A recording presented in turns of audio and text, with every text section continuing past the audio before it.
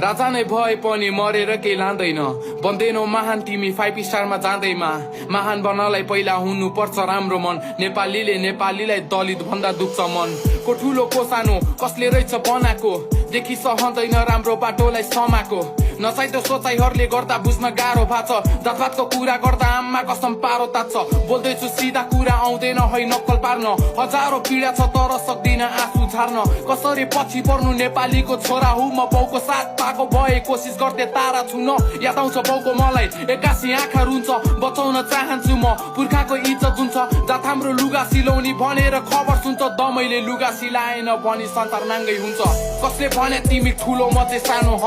कसले भने तिमी धनी म चाहिँ गरिब ह कसले भने तिमी सफा म चाहिँ फोरी ह कसले भने तिमी बाहुन म चाहिँ दमै